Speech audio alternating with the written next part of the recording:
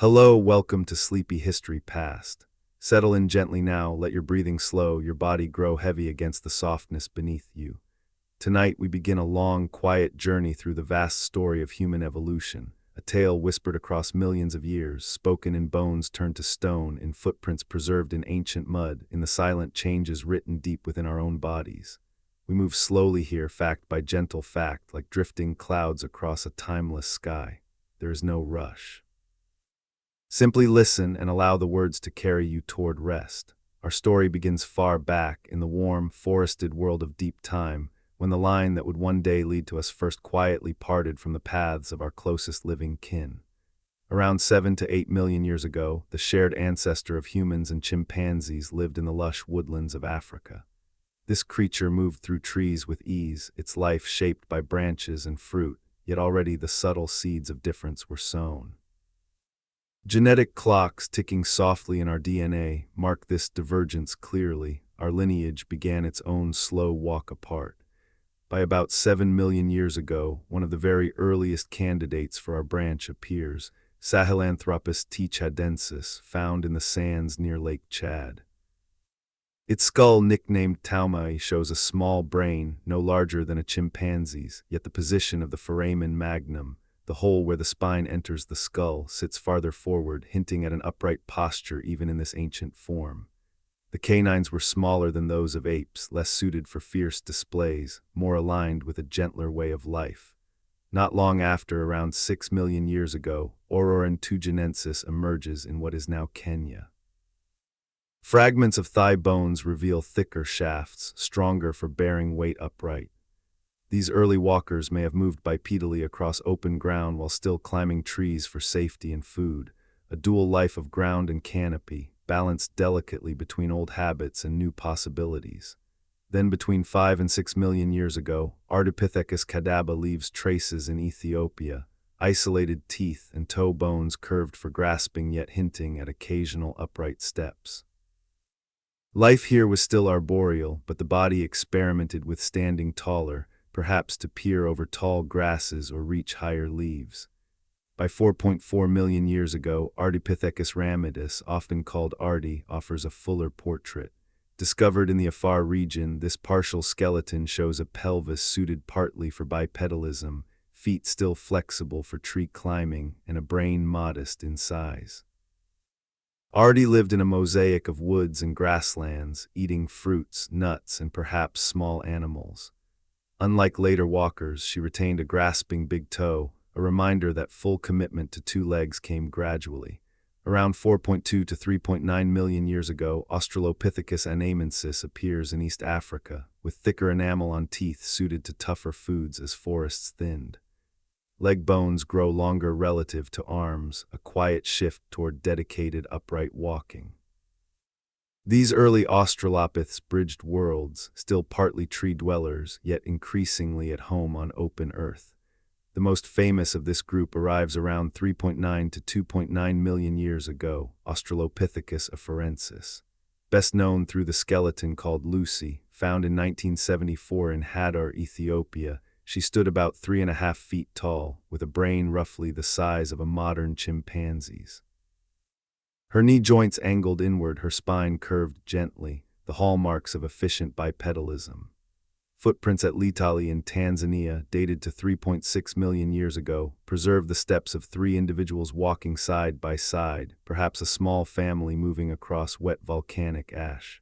Their stride was human-like, steady, purposeful.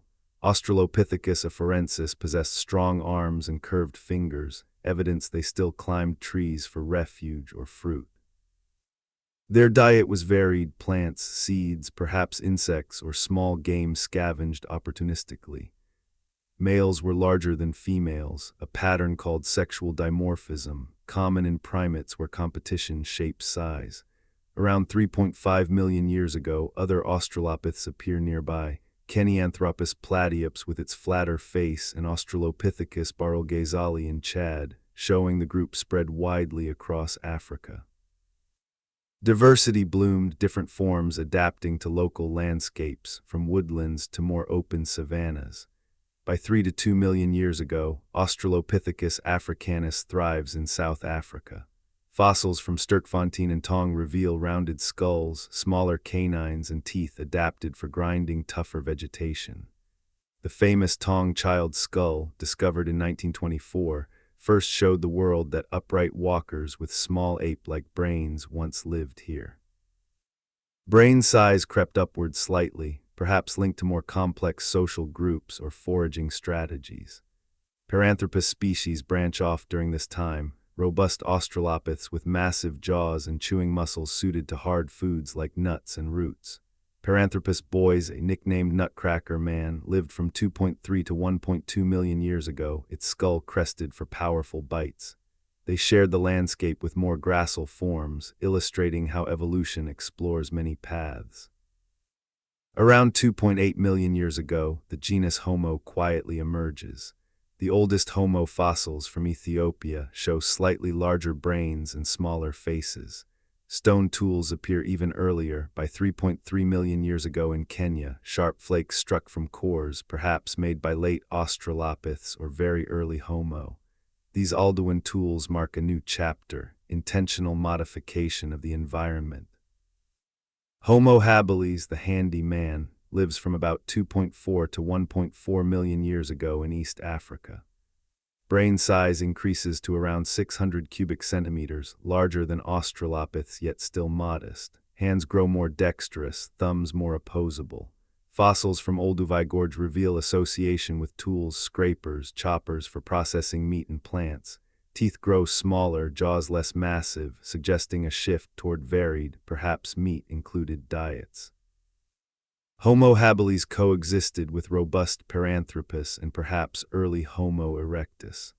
Bodies remained somewhat ape-like, longer arms, curved fingers, yet legs lengthened for efficient walking across expanding grasslands.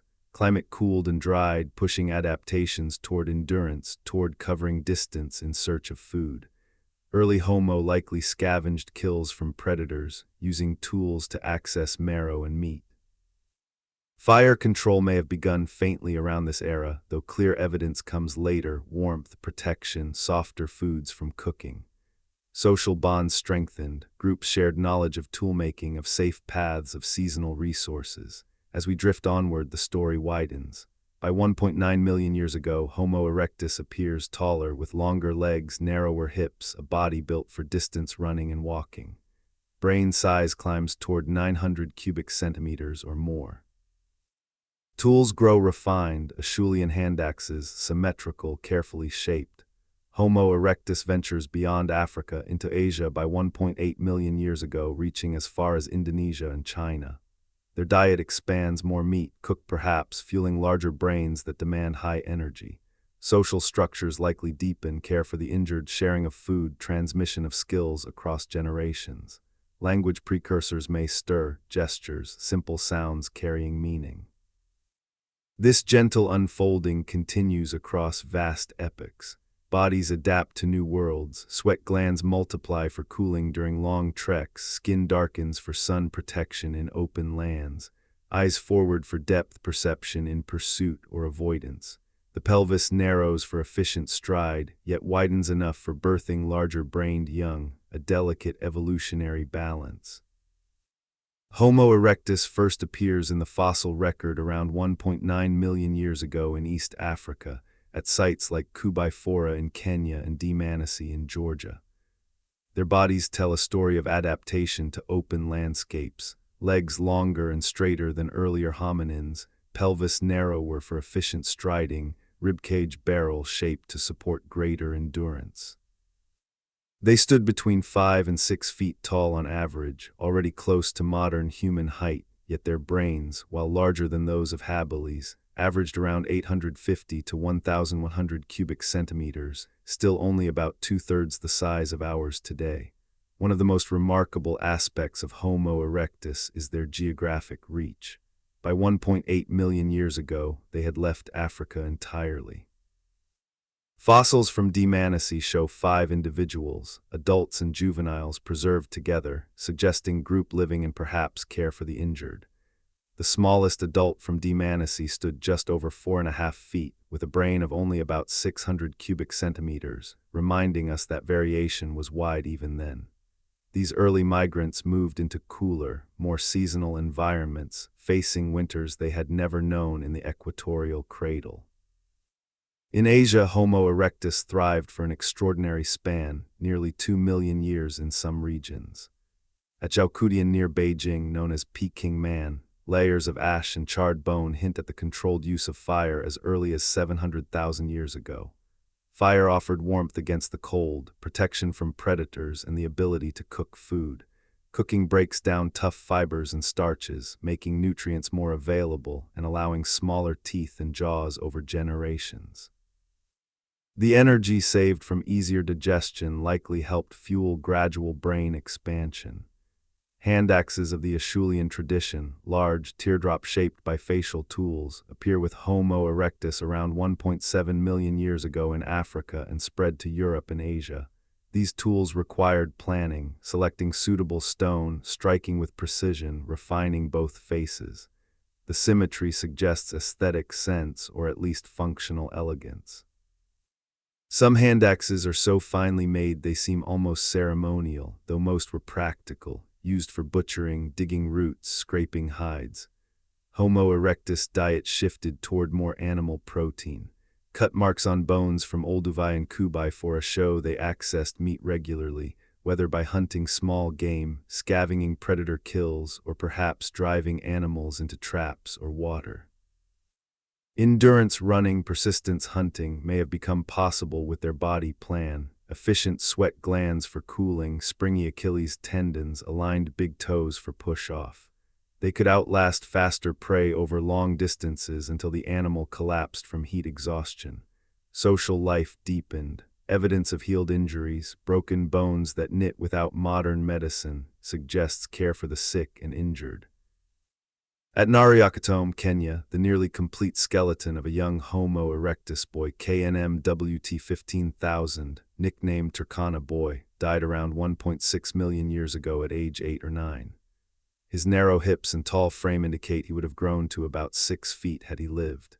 His vertebral canal was narrow, hinting that full modern speech control, requiring fine coordination of breathing and vocal muscles, may not yet have been possible. As Homo erectus spread, regional variations appeared. In Java, robust forms persisted until perhaps as recently as 100,000 years ago. In China, fossils from Hexian and Yunxian show thicker cranial bones and pronounced brow ridges.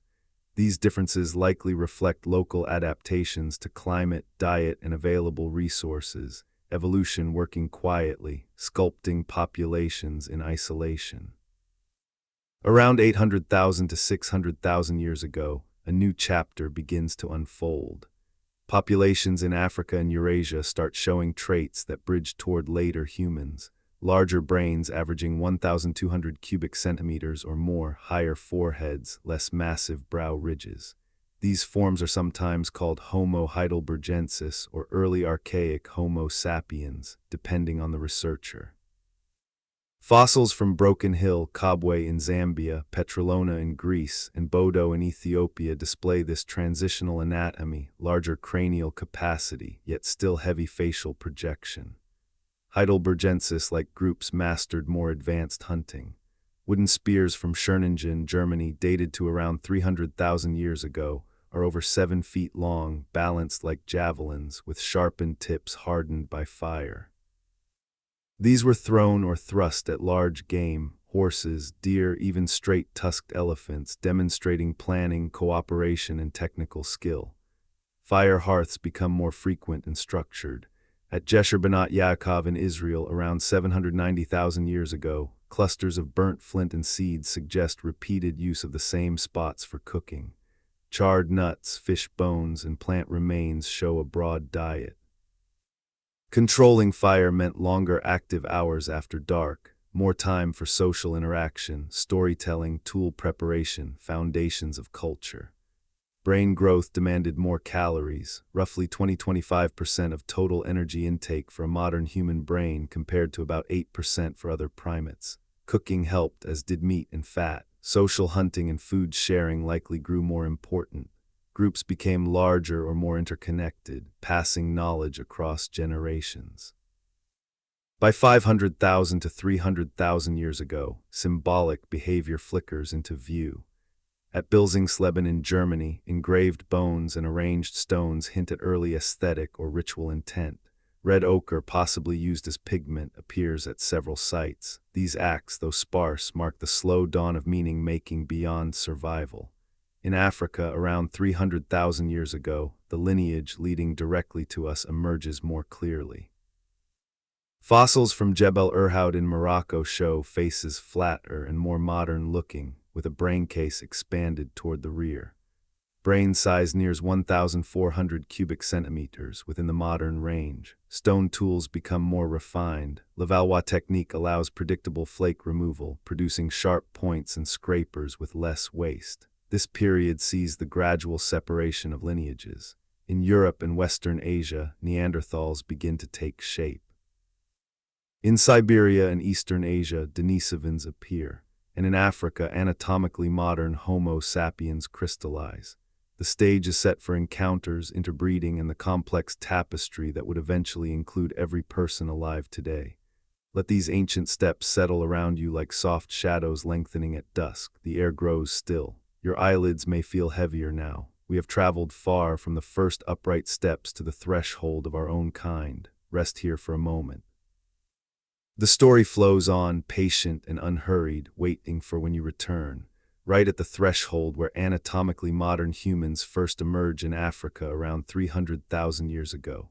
The night deepens softly around you. Let the rhythm of these words become like a distant tide, rising and falling without hurry.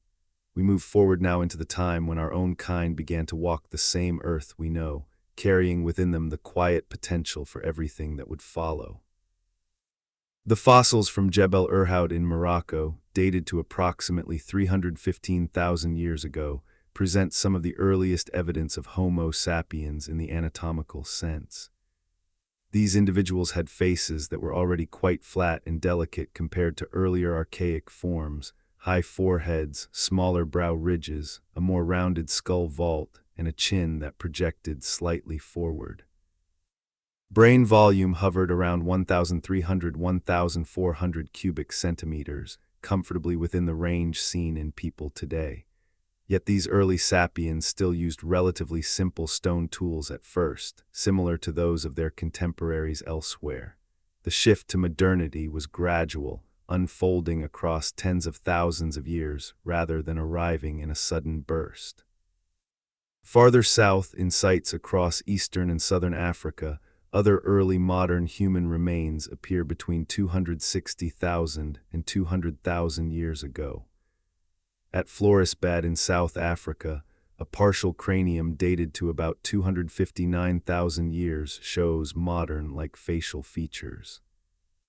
In Ethiopia, the Homo kibish remains, two partial skulls from around 195,000 to 233,000 years ago, display even clearer modern traits. Globular brain case, reduced prognathism, forward projection of the face, and a more vertical forehead.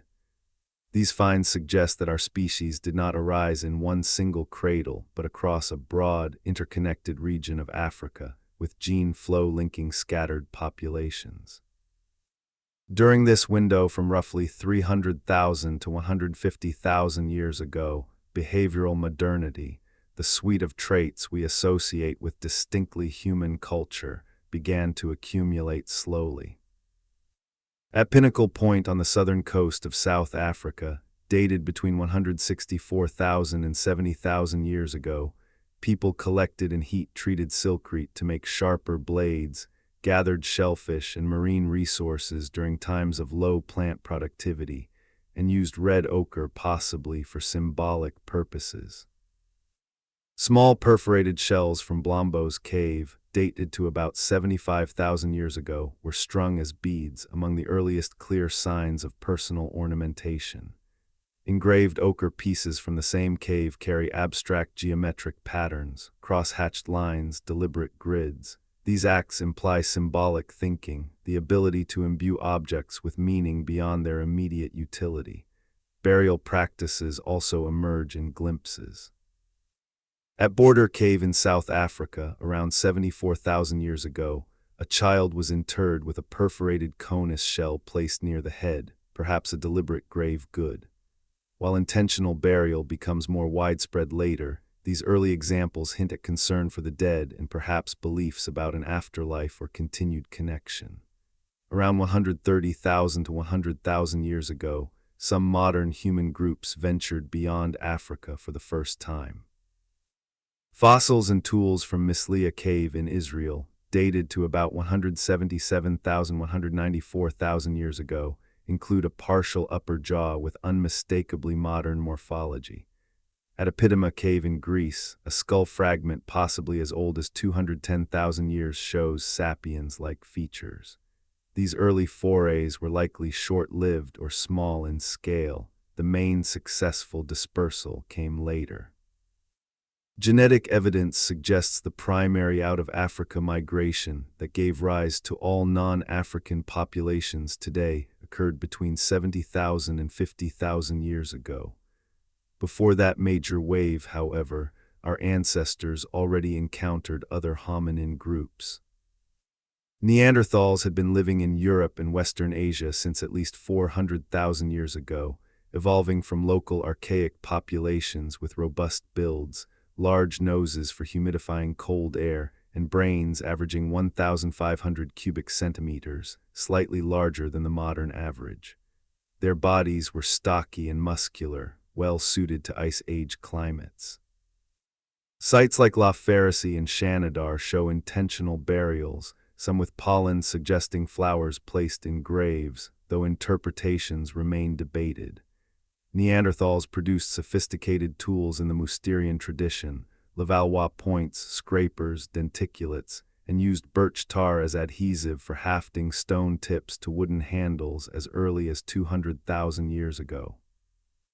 They hunted large game with thrusting spears, processed hides, and possibly created simple ornaments from eagle talons and shells. Denisovans, known mostly from sparse remains in Siberia's Denisova cave and a few high-altitude sites on the Tibetan plateau, overlapped in time and space with both Neanderthals and early modern humans. A finger bone and teeth from Denisova, dated between 50,000 and 200,000 years ago, yielded DNA revealing a distinct lineage that split from Neanderthals around 400,000 to 500,000 years ago.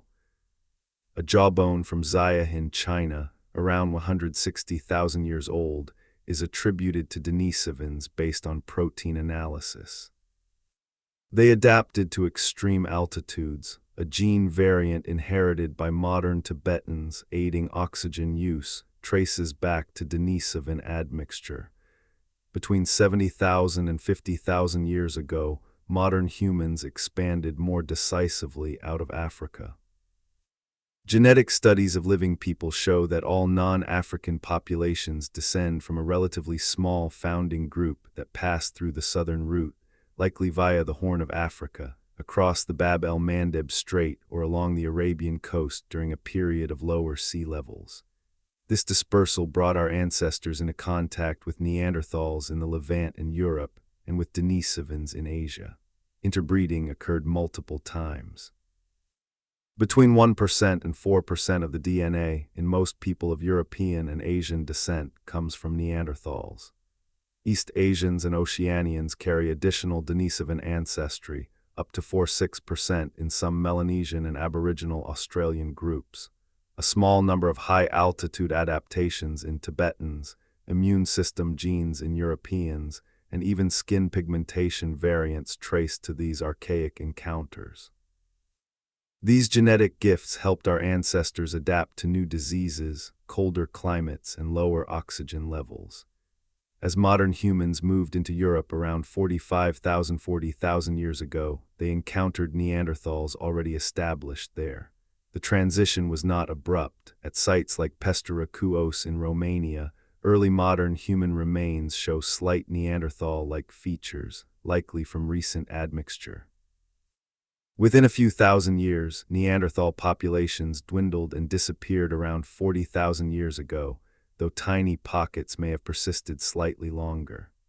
The reasons remain debated, competition for resources, climate shifts, lower population numbers making Neanderthals vulnerable to disease or demographic swamping by larger incoming groups, or perhaps subtle cultural advantages held by modern humans. With the arrival of Homo sapiens in Europe came the Upper Paleolithic, a burst of cultural complexity often called the creative explosion. Cave art appears at Chauvet Cave in France, dated to around 36,000–32,000 years ago. Exquisite charcoal drawings of lions, rhinos, horses, and mammoths cover walls in deep galleries. Lascaux, Altamira, and dozens of other sites follow, with polychrome paintings, hand stencils, and engravings. These images were created deep underground, lit only by flickering lamps of animal fat, suggesting ritual or spiritual significance.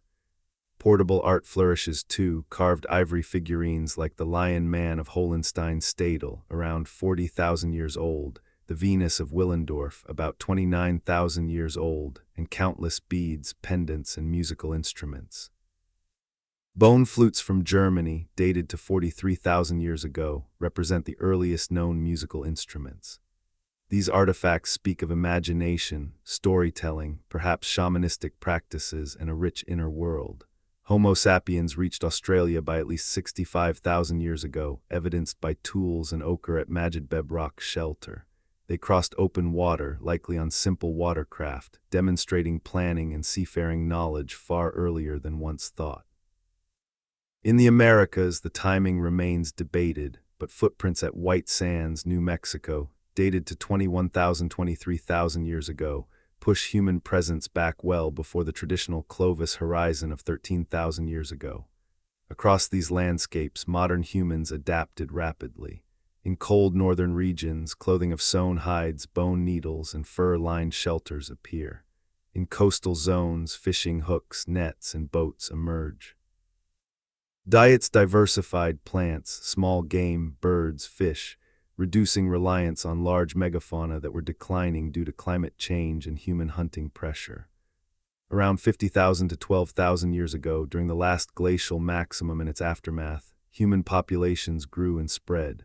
Art, burials with grave goods, long-distance trade in obsidian and shells, and increasingly complex social structures all point to expanding cognitive and cultural capacities. Language, though invisible in the archaeological record, must have become fully modern, symbolic, recursive, capable of abstract thought and planning far into the future. We pause again in this vast unfolding. The ice sheets still cover much of the north, the seas are lower, the world quieter in its great cycles. Our ancestors have carried fire, stories, and genes across continents. They have met others, learned from them, blended with them, and continued onward. Let these quiet accumulations rest upon you like a soft blanket of time. Your breathing is slow and even. The journey continues when you wish, gentle and without end. The quiet close of the last glacial maximum, around 12,000 to 10,000 years ago, when the great ice sheets began their slow retreat and the world warmed once more. The air feels softer now in memory, the tundra giving way to birch and pine, the megafauna thinning, human groups settling into rhythms shaped by rising seas and lengthening seasons. Let your thoughts float gently onward with these words, like mist rising from a still lake at dawn. The Holocene epoch opens, a name meaning wholly recent, and with it comes one of the most profound shifts in the entire human story, the transition from foraging to farming. This change did not arrive everywhere at once, nor did it happen overnight.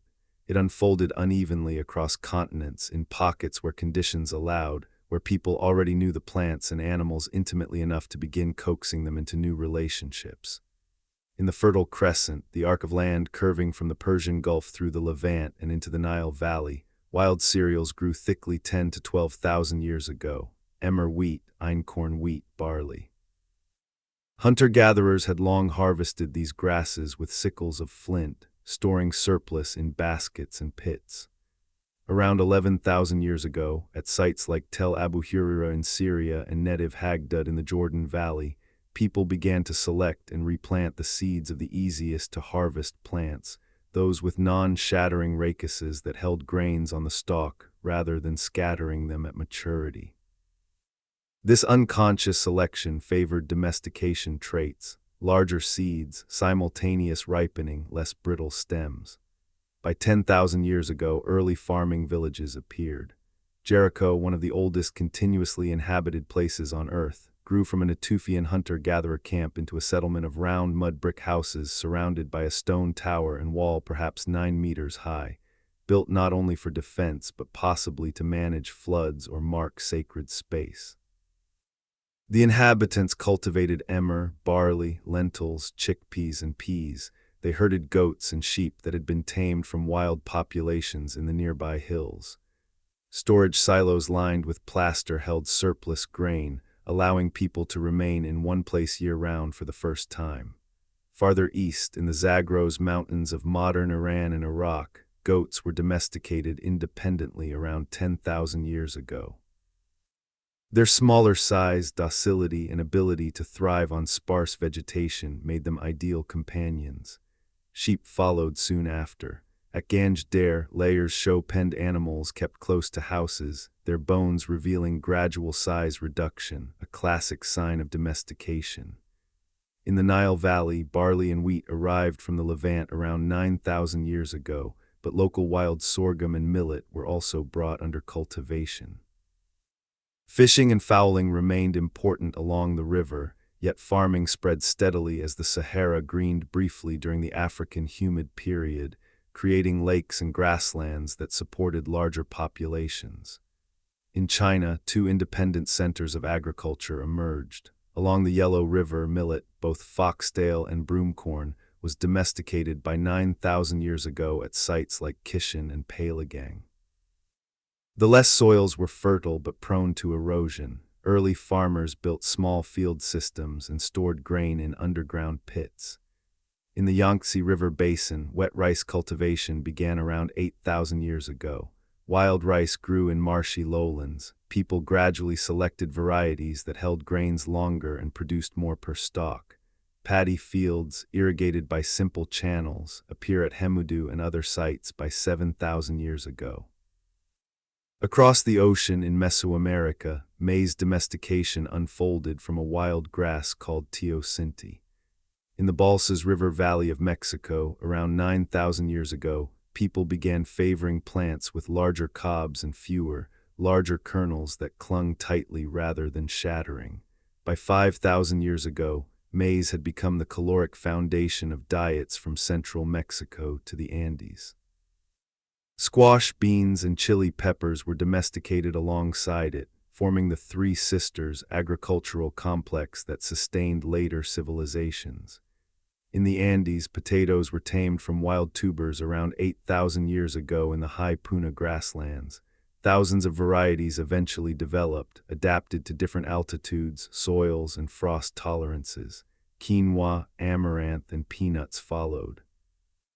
In Amazonia, manioc, cassava, and sweet potato were cultivated in nutrient-poor tropical soils. People learned to process toxic varieties to remove cyanide. In New Guinea, taro and banana cultivation began as early as 7,000 to 9,000 years ago in highland valleys.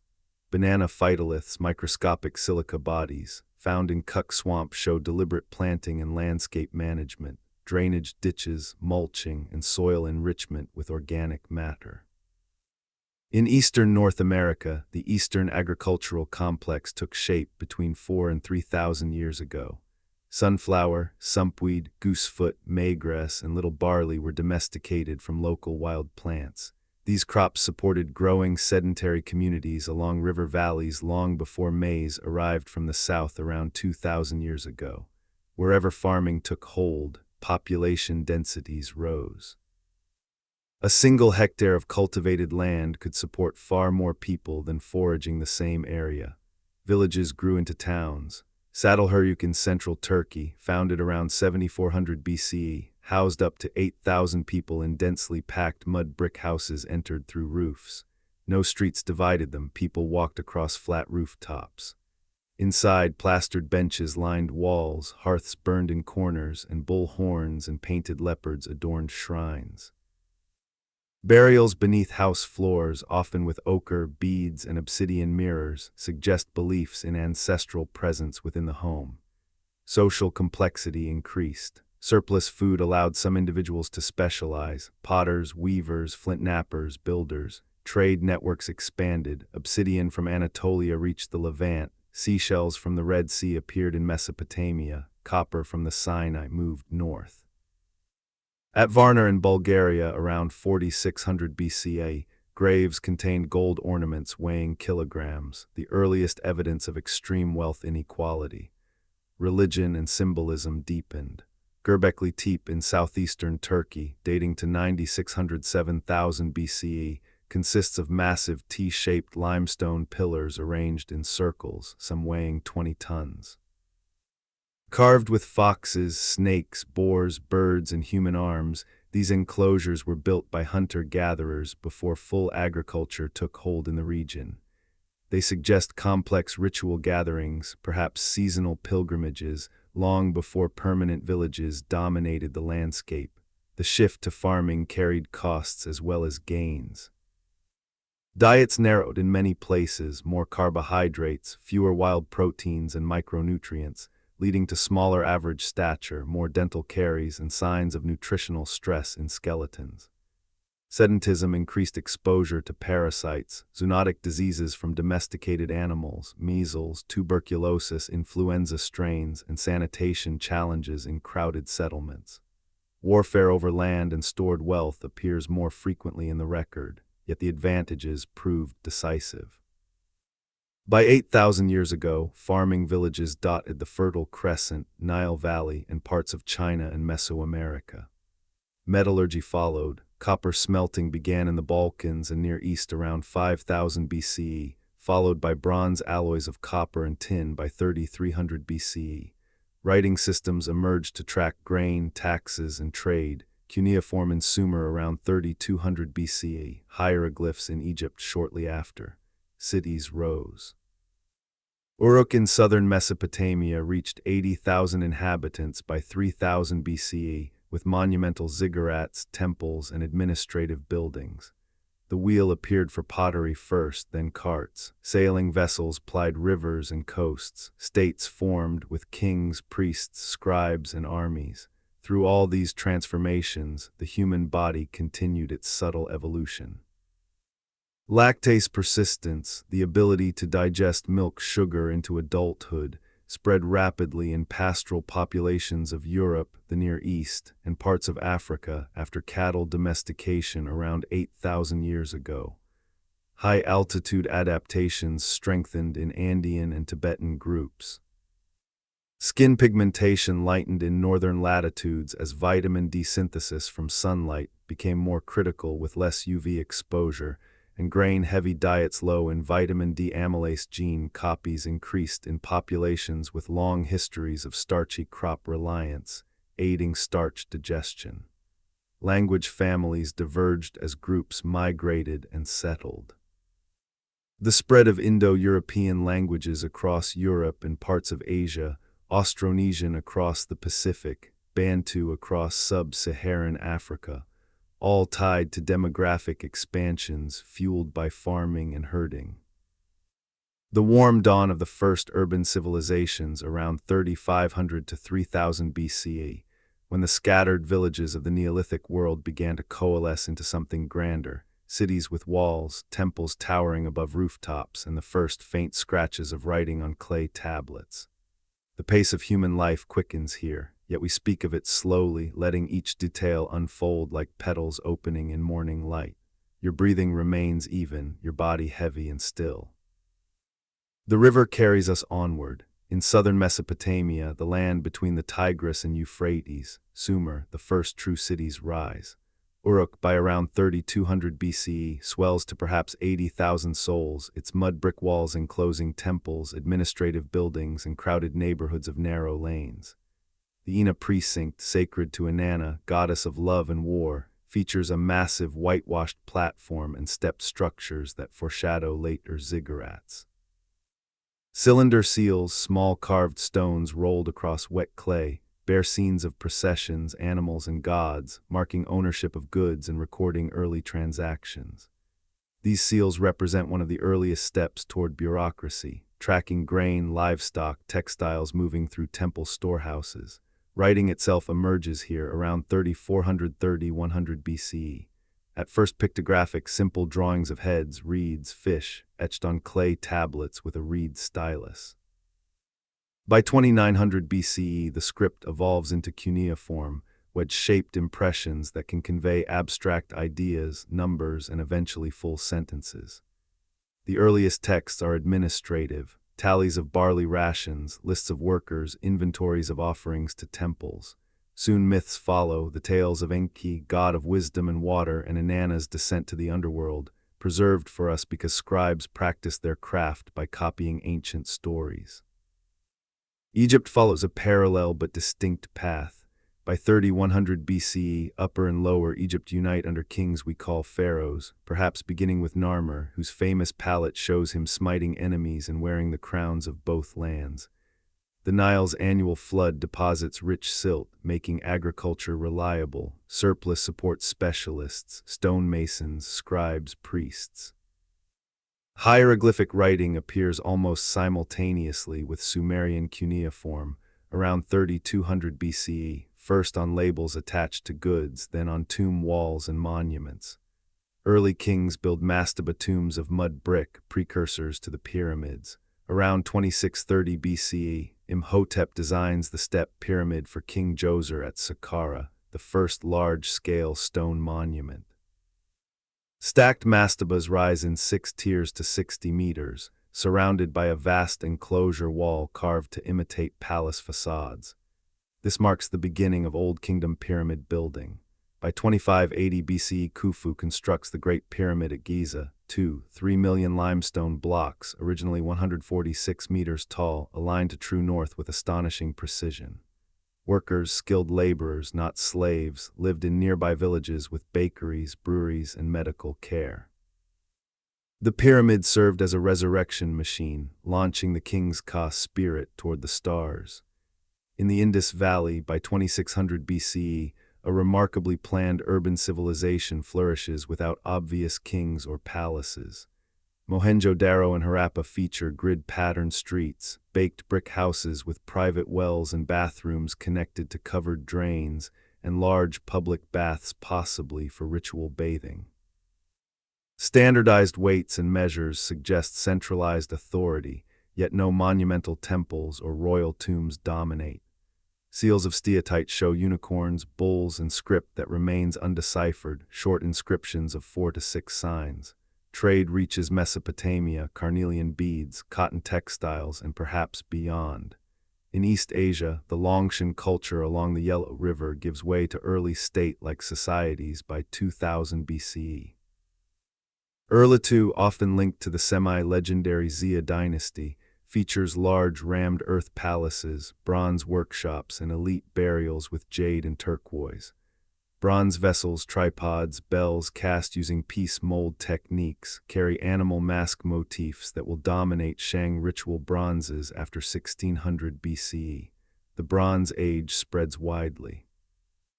Tin and copper alloyed into bronze, harder, more durable than pure copper, appear in the Near East around 3300 BCE, in Europe by 2500 BCE, and independently in China. Bronze tools, weapons, and ornaments become status symbols. In the Aegean, Minoan Crete builds sprawling palaces at Knossos, Phaistos, and Malia by 2000 BCE, multi-story complexes with frescoes of bull leaping, dolphins, and processions. Linear script, still undeciphered, records administrative details on clay tablets. Around 1600 BCE, Mycenaean Greeks rise on the mainland, fortified citadels at Mycenae, Turins, Pylos, famous for the Lion Gate and shaft graves filled with gold masks, weapons, jewelry. They adopt Minoan writing as Linear B to record early Greek, tracking chariot parts, olive oil, and tribute. Trade networks weave the Bronze Age world together. Amber from the Baltic reaches the Mediterranean. Lapis lazuli from Afghanistan adorns Sumerian statues. Egyptian faience beads appear in distant graves. Ships of cedar from Lebanon sail the eastern Mediterranean, carrying copper from Cyprus, tin from Anatolia or Cornwall, ivory from Africa. Social hierarchies sharpen. Kings, priests, and elites control surplus and labor. In Sumer, Lugal, big man, evolve into divine kings claiming descent from gods. Egyptian pharaohs become living Horus, sons of Ra. Law codes appear Ur-Nammus around 2100 BC, then Hammurabi's famous stele in Babylon around 1750 BC. Eye for an eye, graduated punishments based on social class. Religion grows elaborate. Sumerian pantheons include Anu sky, Enlil air, Enki water wisdom, Inanna love war. Egyptian gods Ra, Osiris, Isis, Horus tie closely to kingship and afterlife. Ziggurats become artificial mountains linking earth to heaven. Pyramids align with celestial events. Rituals involve offerings, music, dance, priests read omens in sheep livers or stars, yet the Bronze Age ends in disruption. Around 1200–1100 BCE, a wave of collapse sweeps the eastern Mediterranean. Cities burn, trade falters, writing declines in some regions. The Sea Peoples mentioned in Egyptian records raid coasts. Droughts, earthquakes, migrations, and internal revolts contribute. Mycenaean palaces fall, Hittite empire fragments, Egyptian New Kingdom weakens. Only a few centers, such as inland Assyria and Babylon, persist strongly. In the aftermath, new powers rise. The Iron Age begins around 1200 BCE in Anatolia and the Levant. Iron, cheaper and more abundant than bronze, democratizes metalworking somewhat. Phoenicians, heirs to Canaanite traditions, developed the alphabet around 1100 BCE, 22 consonants that spread widely, becoming the ancestor of Greek, Latin, Hebrew, Arabic scripts. Israelite kingdoms emerge in the Levant by 1000 BCE, with David and Solomon's Jerusalem possibly more modest than biblical accounts but still a growing center. Assyria rebuilds into an aggressive empire by the 9th century BCE, using iron weapons, chariots, and deportation policies to control vast territories. In India, the Indus civilization fades by 1900 BCE.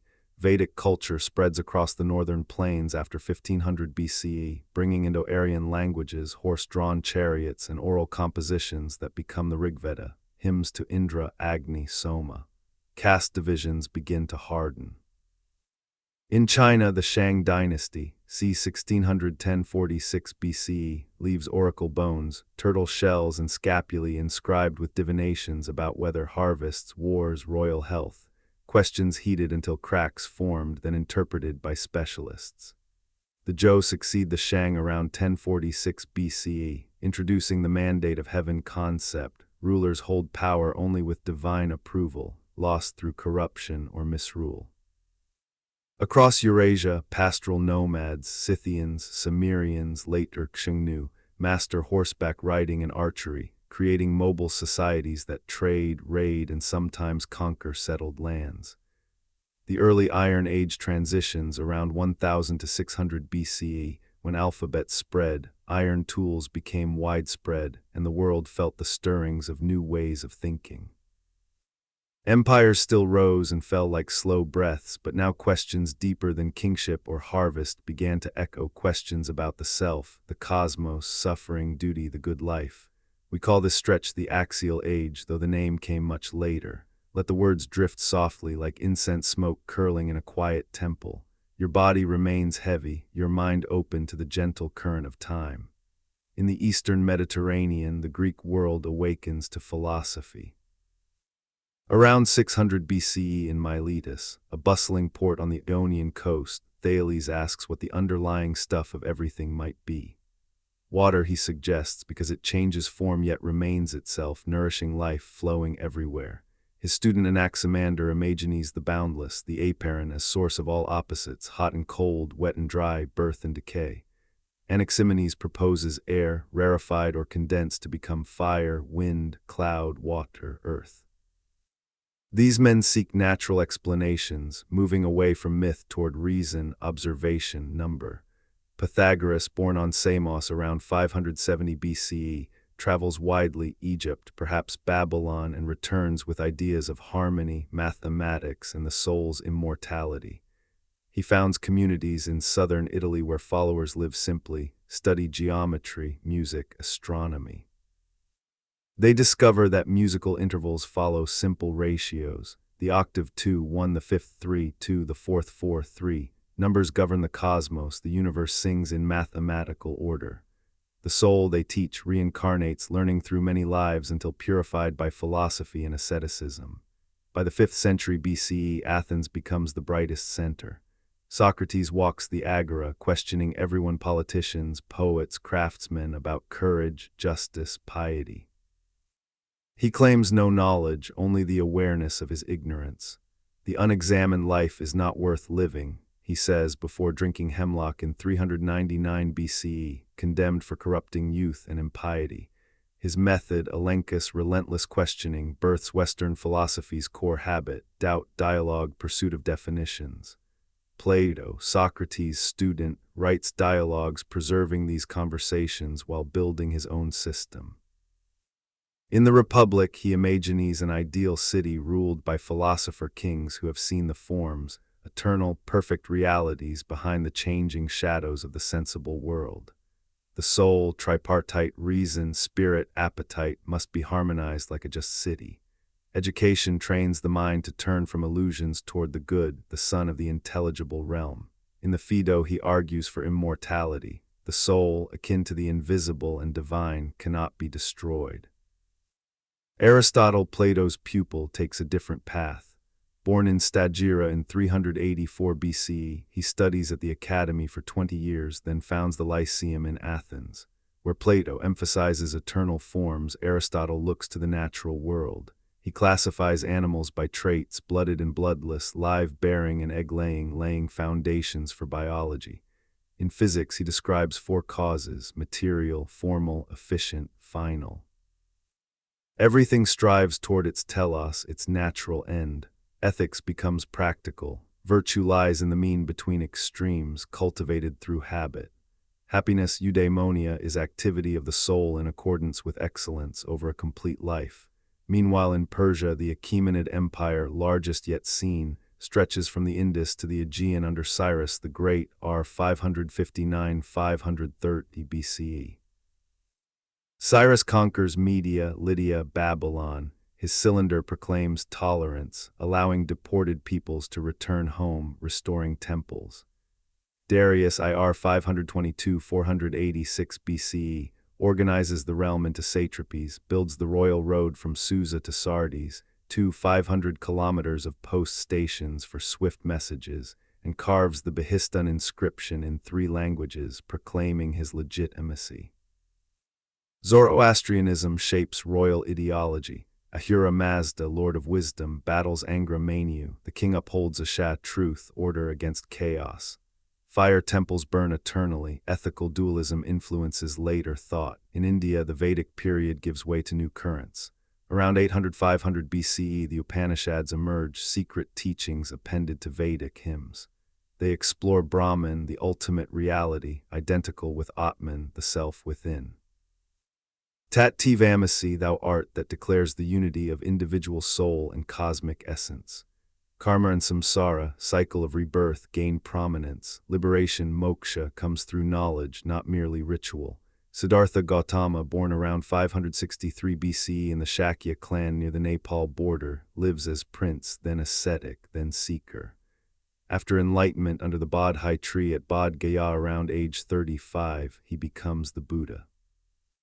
His first sermon at Sarnath sets forth the 4 noble truths. Suffering exists, it arises from craving, it ceases when craving ends. The path to cessation is the noble 8-fold path: right view, intention, speech, action, livelihood, effort, mindfulness, concentration. He teaches the middle way, avoiding extremes of indulgence and asceticism, and anatta, no permanent self, along with impermanence and dependent origination. Mahavira, contemporary of the Buddha, born around 599 BCE, revives Jainism. He emphasizes ahimsa, non-violence, asceticism, truthfulness, non-stealing, celibacy. Souls are eternal, bound by karma. Liberation comes through shedding all karmic matter via strict discipline. Jains practice sweeping paths to avoid harming insects, filtering water, wearing mouth coverings. In China, the spring and autumn period, 770–476 BCE, fragments Zhou royal authority, feudal lords grow independent. Confucius, Confuzi, 551–479 BCE, travels between states, teaching that social harmony flows from moral cultivation. The gentleman Junzi cultivates Ren benevolence, Li ritual propriety, Yu righteousness, Zhai wisdom, Xin trustworthiness. Filial piety and respect for elders anchor society. Rulers should govern by virtue, not force. When the ruler is correct, the people naturally follow. The Analects record his sayings, simple yet profound. Laozi, perhaps legendary, composes the deitaging around the same era or slightly later. The Tao Wei path is the nameless source of all. It flows without striving. The Tao that can be named is not the eternal Tao. Wu Wei, non-action, effortless action, harmonizes with nature. Water, soft and low, overcomes the hard. The sage rules without dominating. During the Warring States period, 475–221 BCE, thinkers proliferate. Mosey advocates universal love, anti-war utilitarianism, frugality. Legalists like Han Fei stress strict laws, rewards, punishments to strengthen the state. Mencius develops Confucian humanism. Human nature is good, like water flowing downward. Evil arises from environment. Zunzi counters that nature is raw. Civilization shapes it through ritual and education. In 221 BCE, Qin Shi Huang unifies China, burning books of rival schools, standardizing weights, measures, script, axial widths. He builds the first Great Wall sections, connects canals, creates a centralized bureaucracy. His terracotta army, thousands of life-sized soldiers, guards his tomb, symbolizing eternal power. By 600–400 BCE, these axial breakthroughs reshape thought across Eurasia. Greece gives rational inquiry and ethics a virtue. Persia offers ethical dualism and imperial tolerance. India births renunciation, karma, liberation paths. China emphasizes harmony, ritual, moral government. Each asks, how shall we live? What is real? What endures beyond death? Trade and conquest spread these ideas. Persian roads carry Zoroastrian concepts westward. Greek mercenaries serve Achaemenid kings. Indian ascetics may have influenced early Greek thought. Silk begins trickling from China to the west. The world grows smaller. Ideas cross borders like travelers at caravan stops. The height of classical empires around 200 BCE to 200 CE, when the Hellenistic world blended Greek thought with Eastern traditions. Rome rose to dominate the Mediterranean, Buddhism spread along trade routes, and the Silk Road hummed with caravans carrying silk, spices, ideas, and faiths across continents. The air grows stiller now, the centuries unfolding like pages turned slowly by an unseen hand. Let these words settle over you like fine dust in sunlight, gentle and unhurried. After Alexander the Great's death in 323 BCE, his empire fractures into successor kingdoms, the Hellenistic states. Ptolemy I founds a dynasty in Egypt, ruling from Alexandria, the new cultural capital of the Mediterranean. The Library of Alexandria, begun under Ptolemy I and expanded by his successors, aims to collect all knowledge, perhaps 500,000 scrolls at its peak. Scholars translate, copy, comment. Euclid writes the elements, systematizing geometry with axioms and proofs still taught today. Eratosthenes calculates Earth's circumference with remarkable accuracy using shadows at scene in Alexandria. Aristarchus proposes a heliocentric model centuries before Copernicus, though it finds few followers. Hero of Alexandria invents early steam devices and automata, hints of mechanical possibility. In the Seleucid realm stretching from Anatolia to Iran, Greek cities dot the landscape: Antioch, Seleucia, blending agora, theater, gymnasium with local temples. Syncretism flourishes. Zeus merges with Baal or Ahura Mazda. Greek gods gain Eastern attributes. Buddhism reaches the Greco-Bactrian and Indo-Greek kingdoms. King Menander Melinda converses with the monk Nagasena in the Milinda Panha, exploring Buddhist philosophy through Socratic-style dialogue. In India, Chandragupta Maurya founds the Mauryan Empire around 321 BCE, advised by the strategist Kautilya Chanakya, whose Arthashastra outlines statecraft, espionage, economics. Ashoka, grandson of Chandragupta, rules from 268–232 BCE. After the bloody Kalinga War, he converts to Buddhism, renouncing conquest for Dhamma, moral law. He carves edicts on pillars and rocks across the subcontinent in Prakrit, Greek, Aramaic, promoting non-violence, tolerance, respect for all sects, care for animals, planting of shade trees along roads, digging wells. Missionaries carry Buddhism to Sri Lanka, Southeast Asia, and westward to Hellenistic courts.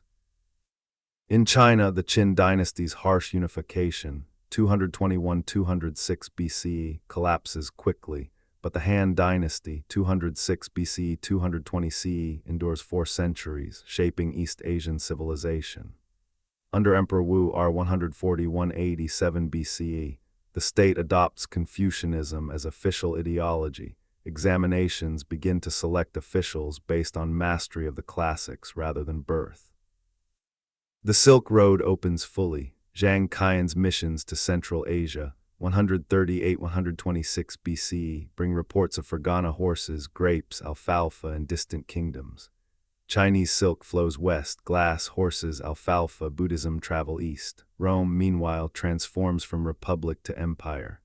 After defeating Carthage in the Punic Wars, 264–146 BCE, Rome controls the western Mediterranean. Conquests continue eastward, Greece, 146 BCE, Asia Minor, Syria, Egypt, 30 BCE. The late Republic fractures under ambitious generals, Sulla, Pompey, Julius Caesar. Caesar crosses the Rubicon in 49 BCE, becomes dictator, reforms calendar, expands citizenship. Assassinated in 44 BCE, his adopted heir Octavian defeats Mark Antony and Cleopatra at Actium, 31 BCE, becoming Augustus in 27 BCE, first emperor, though he carefully preserves republican forms. The Pax Romana begins, 2 centuries of relative peace and prosperity across a realm from Britain to Mesopotamia, Atlantic to Euphrates. Augustus reorganizes army into standing legions, creates Praetorian Guard, builds roads, Via Appia extended, new Via Augusta, aqueducts, forums. Literature flourishes. Virgil's Aeneid links Rome to Trojan ancestry. Horace crafts odes of moderation. Livy chronicles Rome's rise. Ovid's Metamorphoses spins myths of transformation. Under later emperors, Trajan R 98–117 CE expands to maximum extent. Hadrian consolidates borders, building his wall in Britain. Antoninus Pius maintains stability. Marcus Aurelius R 161–180 CE philosophizes in Greek while campaigning against Germanic tribes. His meditations, private reflections, blend stoicism. Accept what cannot be changed, focus on virtue, see the cosmos as rational and interconnected. Stoicism, born earlier with Zeno of Citium around 300 BCE, becomes Rome's dominant philosophy among elites. Seneca, Epictetus, a former slave, Marcus Aurelius teach detachment from externals, wealth, fame, pain, while cultivating inner freedom. It is not things that disturb us, but our judgments about things, Epictetus writes. Live according to nature and reason, death is natural, not to be feared. Christianity emerges in this Roman world. Jesus of Nazareth, born around 46 BCE in Judea, preaches in Galilee and Judea around 2730 CE.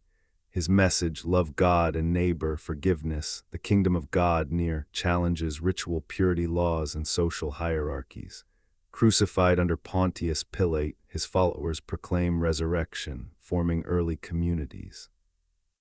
Paul of Tarsus, after a vision on the Damascus road around 3336 CE, spreads the message to Gentiles, arguing faith in Christ supersedes Mosaic law. By 100 CE, small house churches dot cities from Jerusalem to Rome, letters, epistles, and gospels circulate. Persecutions flare sporadically under Nero, 64 CE, Domitian, Trajan, but Christianity grows steadily, appealing to slaves, women, the poor with equality before God, hope of afterlife, communal support. By 200 CE, thinkers like Tertullian, Origen defend the faith philosophically, blending Greek reason with revelation. In the east, the Parthian Empire, 247 BC, 224 CE, controls Iran and Mesopotamia, buffering Rome and facilitating Silk Road trade. Parthian cataphracts, heavily armored cavalry, check Roman expansion. Kushan Empire, 375 CE, in northern India and Central Asia, connects India, China, Rome. Kanishka RC 127-150 CE patronizes Buddhism, convenes councils, mints coins with Buddha images, the first anthropomorphic depictions. Along the Silk Road, goods and beliefs intermingle. Chinese silk reaches Rome, where it is worth its weight in gold. Roman glass beads appear in Chinese tombs. Buddhism travels to China via merchants and monks. By 100 CE, small communities exist in Luoyang. Zoroastrianism, Judaism, Manichaeism, founded by Mani in 240 CE, blending elements of all major faiths spread along these routes. In Africa beyond Egypt, the Aksum kingdom in Ethiopia rises by the 1st century CE, minting coins, trading ivory, gold, slaves with Rome and India, adopting a script derived from South Arabian. In the Americas, the Maya in the Yucatan and Guatemala enter the Classic period around 250 CE, though roots stretch earlier, building stepped pyramids, developing positional mathematics and astronomy, carving stele with long count dates. The Han dynasty collapses in 220 CE amid warlordism, opening the Three Kingdoms period. Rome faces mounting pressures, Germanic migrations, Sasanian Persia, from 224 CE challenging in the east, economic strain plagues. Yet the classical world's legacy endures, libraries, roads, philosophies, faiths, laws. The late classical transitions around 200 to 500 CE, as the Western Roman Empire begins to fracture under mounting pressures while the eastern half endures as Byzantium, Christianity spreads through conversion and council.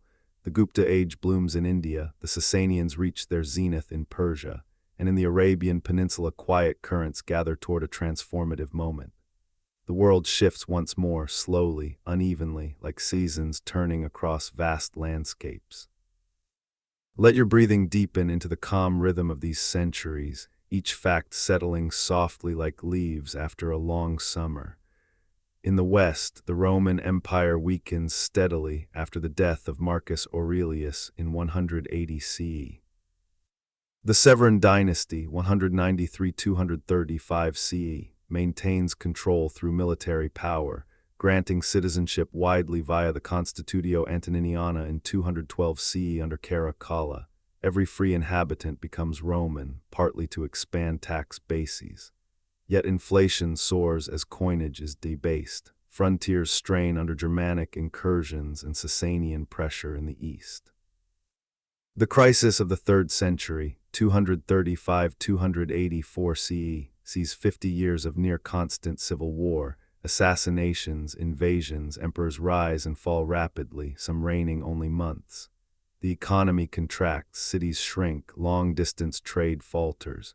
Diocletian, R. 284–305 CE, restores order through radical reform. He divides the empire into 4 administrative units governed by 2 senior Augusti and 2 junior Caesars, the Tetrarchy, hoping shared rule would prevent usurpation. He caps prices and wages, the Edict on Maximum Prices, 301 CE, freezes people to their occupations, farmers bound to land, sons to fathers' trades, reorganizes provinces into smaller units under vicars and prefects. Persecutions of Christians intensify in 303–311 CE, churches razed, scriptures burned, clergy imprisoned, yet the faith grows underground. Constantine IR 306–337 CE ends the Tetrarchy's experiment. After victory at the Milvian Bridge in 312 CE, where he sees a cross in the sky with the words, "In this sign conquer," he favors Christianity. The Edict of Milan 313 CE, co-issued with Licinius, grants religious toleration. Constantine convenes the Council of Nicaea in 325 CE to resolve the Arian controversy, whether Christ was of the same substance, homoousios, as the Father or similar, homoousios. The Nicene Creed affirms the former, establishing orthodoxy. He founds Constantinople in 330 CE on the site of Byzantium, a new Rome on the Bosporus, strategically placed between Europe and Asia, defensible, commercially vital. The Western Empire continues to erode. Germanic groups, Visigoths, Vandals, Ostrogoths, Franks cross frontiers as foederati allied troops or invaders. In 410 CE, Alaric's Visigoths sack Rome, the first breach in 8 centuries, shocking the Roman world. Augustine of Hippo writes City of God in response, contrasting the earthly city doomed to fall with the eternal city of God. By 476 CE, the last Western emperor Romulus Augustulus is deposed by the Germanic chieftain Odoacer. The Western Empire ends formally, though Roman institutions linger in law, language, church structure. The Eastern Roman Empire, later called Byzantine, endures.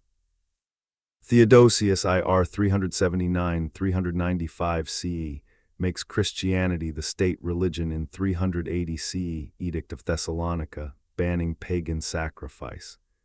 Theodosius's sons divide the empire permanently, Arcadius in the east, Honorius in the west. Constantinople grows, massive walls, the Hippodrome, Hagia Sophia's predecessor churches. Justinian IR 527-565 CE attempts reconquest.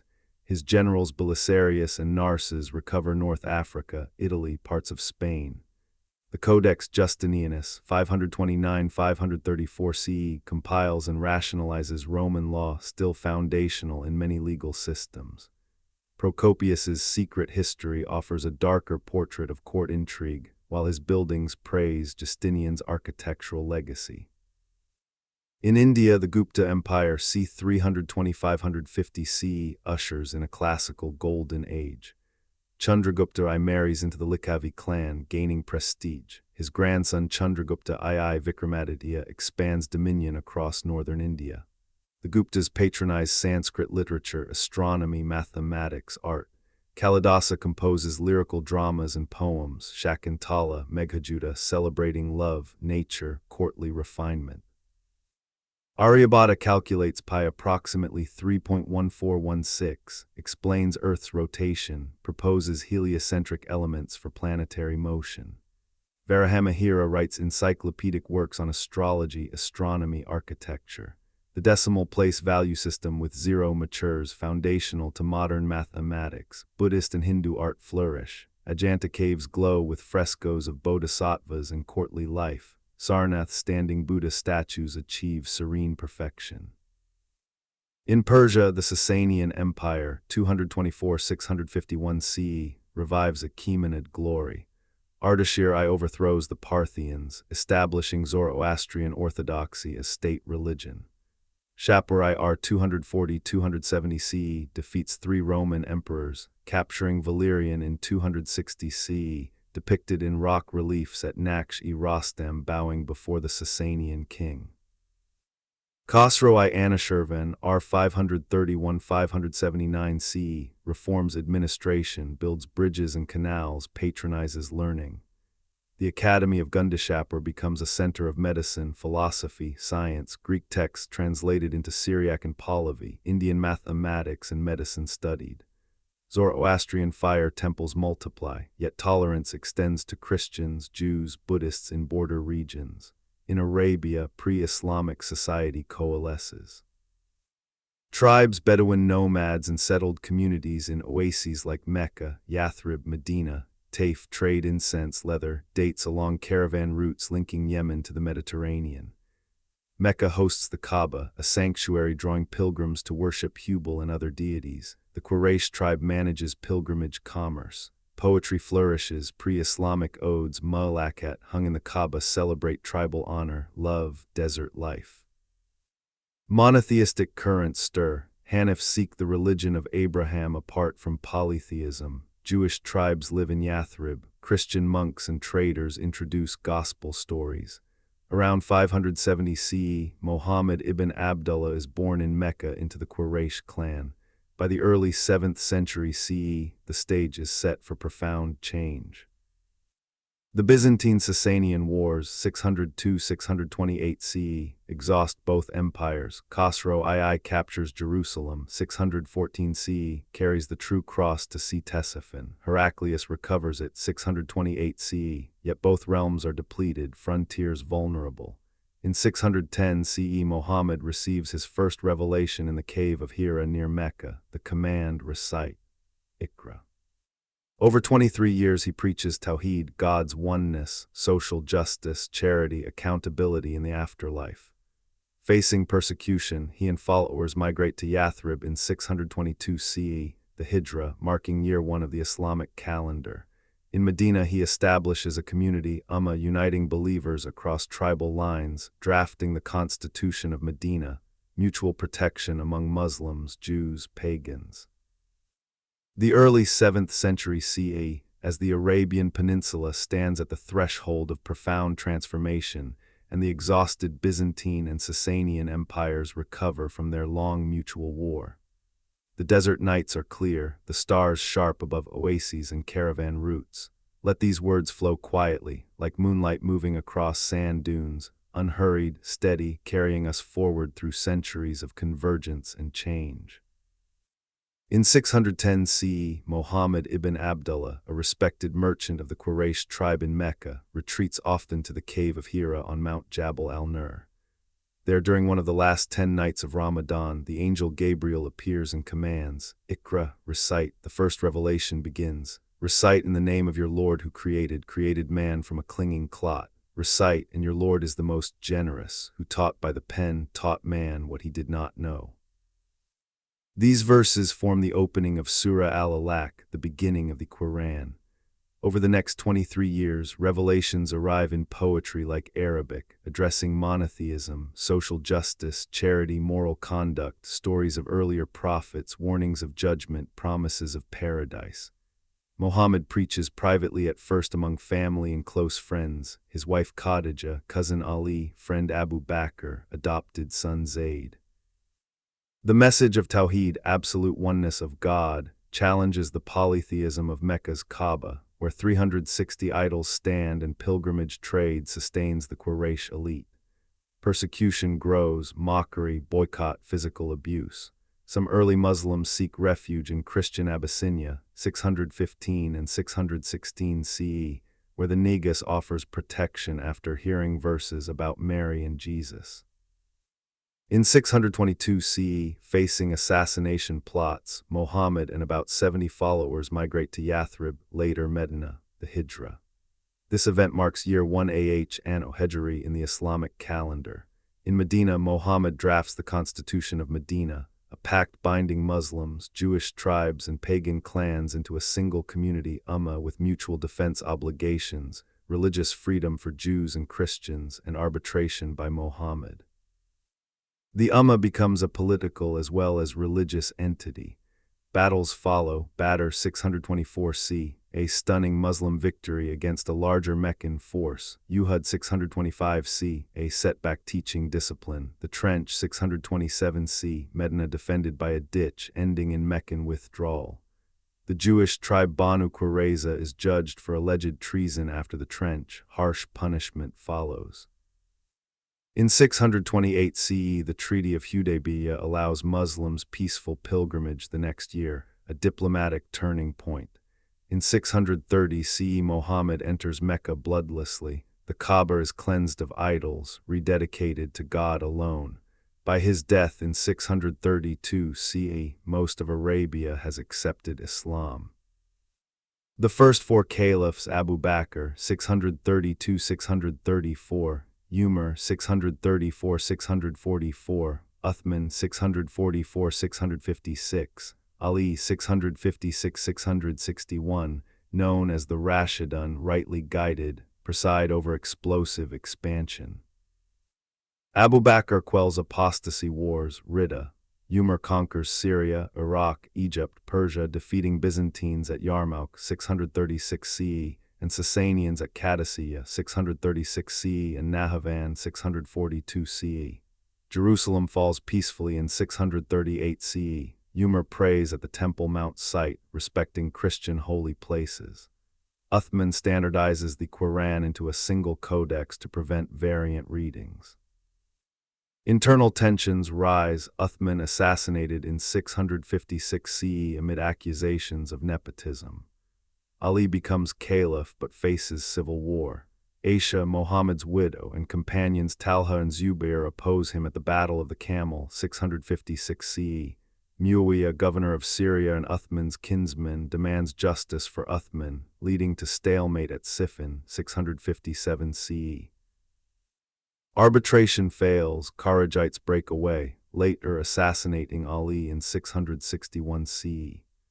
Muawiyah establishes the Umayyad dynasty, 661–750 CE, with capital at Damascus, first hereditary caliphate. Under Umayyad's expansion continues. North Africa, Spain, 711 CE under Tariq ibn Ziyad, Gibraltar named after him. Sind in India, 712 CE, Transoxiana in Central Asia. Arabic becomes administrative language. Coinage shifts to purely epigraphic dinars and dirhams bearing Quranic phrases. The Dome of the Rock in Jerusalem, 691 CE, and Great Mosque of Damascus, 715 CE, showcase early Islamic architecture, Byzantine mosaics, arabesque patterns, minarets emerging. The Abbasid Revolution, 750 CE, overthrows Umayyads. Only one prince escapes to found Umayyad Spain, Al-Andalus. Abbasids, claiming descent from Muhammad's uncle Abbas, move capital to Baghdad, founded 762 CE by Al-Mansur. The city becomes a cosmopolitan center, Persian administrators, Greek philosophy translated, Indian mathematics adopted. House of Wisdom, Beit al-Hikmah under Harun al-Rashid, R. 786–809, and Al-Mamun, R. 813–833, gathers scholars. Hunayn ibn Ishaq translates Galen, Aristotle, Plato into Arabic. Al-Khwarizmi develops algebra, his name gives us algorithm. Al-Kindi integrates Greek philosophy with Islamic theology. Ibn Sina, Avicenna, writes the canon of medicine, used in Europe until the 17th century. The Islamic world fragments politically but remains culturally unified. Umayyad Spain flourishes. Cordoba under Abd al-Rahman III, 912–961 CE, becomes Europe's largest city, libraries holding hundreds of thousands of volumes. Fatimids Shia Ismaili rule North Africa and Egypt from 909 CE, founding Cairo, 969 CE, and Al-Azhar Mosque University. Seljuk Turks enter from Central Asia, defeating Byzantines at Manzikert, 1071 CE, opening Anatolia to Turkish settlement. In Byzantium, Heraclius, R. 610–641 CE, recovers territories but loses them again to Arabs. Iconoclasm erupts under Leo III, 717–741 CE. Icons banned as idolatrous, influenced perhaps by Islamic aniconism. The controversy divides society until icons are restored in 843 CE. The Macedonian dynasty, 867–1056 CE, brings revival. Basil II, Bulgar slayer, expands borders. Scholars preserve classical texts. Mosaics at Hagia Sophia reach new splendor. In China, the Sui dynasty, 581–618 CE, reunites the country after centuries of division, building the Grand Canal linking north and south. The Tang dynasty, 618–907 CE, becomes a golden age. Li Yuan founds it, his son Taizong, R. 626–649 CE, and Empress Wu Zetian, R. 690–705 CE, only woman to rule as emperor, expand territory from Korea to Central Asia. Chang'an becomes the world's largest city, perhaps 1 million people, cosmopolitan with Persian, Sogdian, Indian, Arab merchants. Poetry flourishes. Li Bai and Du Fu compose verses of wine, moon, friendship, war's sorrow. Woodblock printing matures. Gunpowder appears for fireworks, later military use. Buddhism reaches peak influence. Monasteries own land. Monks advise emperors, until the Great Persecution of 845 CE under Wuzong, weakening Buddhist institutions. In Europe, the Western Roman collapse leaves fragmented kingdoms. Germanic groups establish realms, Visigoths in Spain, Ostrogoths in Italy, Franks in Gaul. Clovis IR 480-1511 CE unites Franks converts to Catholicism, 496 CE, gaining church support. His Merovingian descendants weaken, Carolingian mayors of the palace rise. Charles Martel halts Muslim advance at Tours Poitiers, 732 CE. His grandson Charlemagne R 768-814 CE conquers Lombards, Saxons, Bavarians, crowned Holy Roman Emperor by Pope Leo III on Christmas 800 CE in Rome, symbolic revival of Western imperial tradition. Charlemagne promotes learning, the Carolingian Renaissance. Scriptoria copy manuscripts in New Carolingian minuscule clear, rounded letters still basis of modern type. Alcuin of York heads palace school at Aachen, Einhard writes biography. After Charlemagne's death, 814 CE, the empire divides Treaty of Verdun 843 CE into West Francia, future France, Middle Kingdom, East Francia, future Germany. Vikings, Norse seafarers from Denmark, Norway, Sweden, raid from late 8th century. Lindisfarne 793 CE, Paris 845 CE, sack of Seville. They settle Normandy granted to Rollo 911 CE, Danelaw in England, Kievan Ruse along rivers to Byzantium. By 1000 CE Leif Erikson reaches Vinland, North America. Greenland colonies endure centuries. In India, post-Gupta regional kingdoms rise. Harsha 606-647 CE briefly unifies north. Cholas dominate south by 9th-10th centuries with naval power, grand temples, Brihadiswarar at Thanjavur. In Southeast Asia, Srivijaya, Sumatra, and Angkor, Cambodia grow through trade and Hindu-Buddhist kingship. Around 1000 CE, as the High Middle Ages dawn across Eurasia, cathedrals rising toward heaven in Europe, Mongol horsemen gathering on the steppe, Islamic scholarship preserving and expanding ancient wisdom, great African empires trading gold across the Sahara, and distant kingdoms in Asia and the Americas following their own deep rhythms. The world grows more connected, more turbulent, more luminous in its creativity. Let these final centuries of our long shared story wrap around you like the last light of evening fading into peaceful dark. Breathe slowly. Let every fact drift gently without weight carrying you toward rest. In Europe, the 11th century sees the full flowering of feudalism and the medieval church. Kings grant land, fiefs, to vassals in exchange for military service. Vassals subdivide to knights, peasants, serfs, till the soil, bound to manor and lord. Three-field crop rotation, heavy plow, horse collar, watermill, windmill increase yields, supporting population growth from roughly 30 million to over 70 million by 1300 CE. Towns revive, Venice, Genoa, Florence become maritime and banking powers. The Hanseatic leg links northern ports.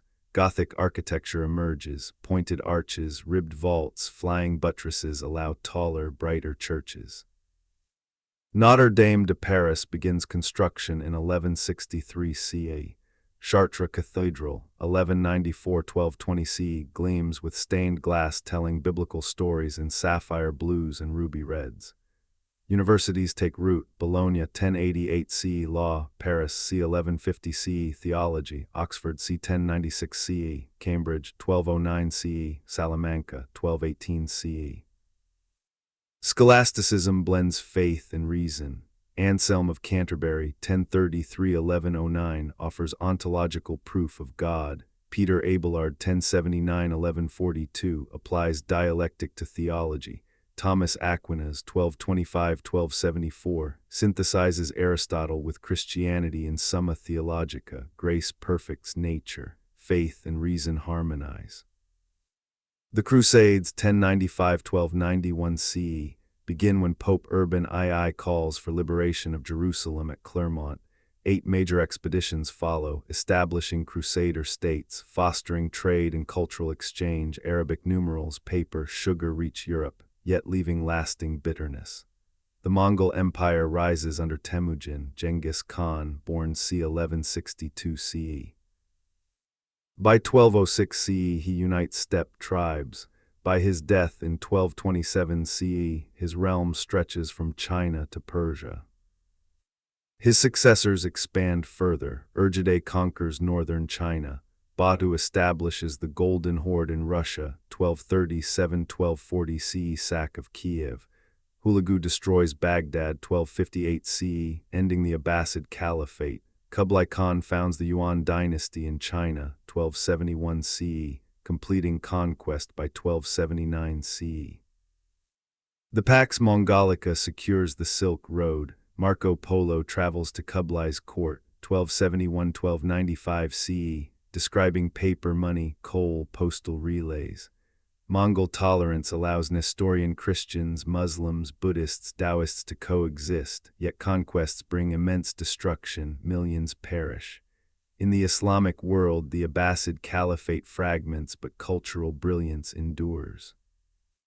The Fatimids rule Egypt until Saladin, Salah al-Din, overthrows them, 1171 CE, then recaptures Jerusalem from Crusaders, 1187 CE, Battle of Hattin.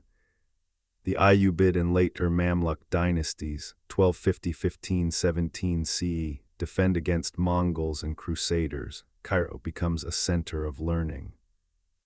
In Persia, the Ilkhanate Mongol successor state converts to Islam under Ghazan, 1295 CE. Vizier Rashid al-Din compiles the Compendium of Chronicles, universal history with illustrations. In Al-Andalus, philosophy and science peak. Ibn Rushd, Averroes, 1126-1198 CE, comments on Aristotle, influencing Aquinas. Ibn Arabi, 1165-1240 CE, develops mystical Sufism. Maimonides, 1135-1204 CE, Jewish philosopher, writes Guide for the Perplexed in Arabic.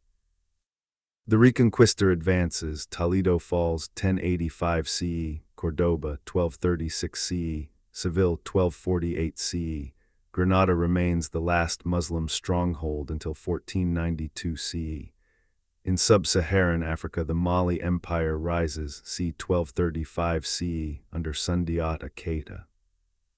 Mansa Musa's pilgrimage to Mecca, 1324 CE, floods Cairo with gold, crashing its price for years. He commissions mosques in Timbuktu and Jenne, great mud brick structures with wooden scaffolding still renewed annually. Timbuktu becomes a scholarly center, manuscripts on astronomy, medicine, law number in tens of thousands. Further south, Great Zimbabwe, 11th-15th centuries, builds massive dry stone walls, trading gold and ivory to the Swahili coast. In India, the Delhi Sultanate, 1206-1526 CE, brings Turkic and Afghan rulers. Qutb al-Din Aibak erects the Qutb Minar. Alauddin Khalji repels Mongol incursions. Mohammed bin Tughlaq experiments with token currency and forced capital shift to Dawlatabad. Bhakti and Sufi movements flourish. Kabir, Guru Nanak, 1469-1539 CE, blend Hindu and Muslim devotion. Kishti and Surawardi Sufi orders spread mystical Islam. Southern kingdoms, Vijayanagara, 1336-1646 CE, build grand temples at Hampi. In China, the Yuan dynasty, 1271-1368 CE, integrates Mongol and Chinese administration. Drama and novel flourish. Romance of the Three Kingdoms, Water Margin. The Ming dynasty, 1368-1644 CE, restores Han rule. Hongwu expels Mongols. Yongle moves capital to Beijing, 1420 CE, builds Forbidden City, commissions Zhenghi's treasure fleets, 1405-1433 CE, sailing to East Africa, Arabia, bringing giraffes, spices, tribute. Porcelain reaches perfection. The Great Wall is rebuilt in brick and stone. The 14th century brings catastrophe. The Black Death, 1347-1351 CE, arrives via Mongol trade routes, killing 30-60% of Europe's population, disrupting feudalism, boosting wages, weakening church authority. Flagellants march, pogroms target Jews, yet the plague stimulates inquiry into contagion. The Hundred Years' War, 1337-1453 CE, between England and France sees longbow victories. Crécy, Agincourt, Joan of Arc's inspiration, 1429 CE, eventual French consolidation. The Renaissance stirs in Italy. Petrarch 1304–1374 CE revives classical Latin. Boccaccio writes Decameron. Giotto paints naturalistic frescoes. By the 15th century, humanism flourishes. Leonardo da Vinci 1452–1519 studies anatomy, designs machines. Michelangelo sculpts David 1504 CE, paints Sistine Chapel ceiling 1508–1512 CE. Raphael achieves serene balance. Machiavelli writes The Prince 1513 CE on power's realities. Printing with movable type, Gutenberg Bible 1455 CE spreads knowledge rapidly. In the Americas, the Aztec Triple Alliance dominates central Mexico. By 1428 CE, Tenochtitlan, a lake city of 200,000, features pyramids, markets, chinampas, floating gardens. The Inca Empire, c. 1438–1533 CE, stretches along the Andes, road system of 40,000 km, Quipu record-keeping, Machu Picchu as royal estate. We reach the threshold of the early modern world, around 1500 CE, when Columbus crosses the Atlantic, 1492 CE. Vasco da Gama rounds Africa to India, 1498 CE. Magellan's fleet circumnavigates, 1519–1522 CE. The human story, begun in African savannas millions of years ago, now spans every continent, woven from countless threads of adaptation, discovery, belief, conflict, and wonder. So our long, quiet journey through human evolution and history draws to its gentle close tonight. From the first upright steps in ancient woodlands to cities of stone and glass, from fire shared in caves to ideas shared across oceans, we have walked together through deep time. Every bone, every tool, every poem, every prayer belongs to the same unbroken line. Rest now in that vast belonging. Let your breath soften into sleep. The past is not distant. It lives in every heartbeat, every dream. Thank you for joining Sleepy History Past on this journey. If these words helped you drift peacefully, please consider subscribing to the channel for more long, soothing stories from history and human origins. Drop a comment below, tell us where you're watching from tonight. Are you in a quiet room in Khulna, a city apartment far away, or somewhere under the stars? Your messages mean the world. Sleep deeply, dream gently, and we'll meet again soon in another quiet chapter of the past. Good night.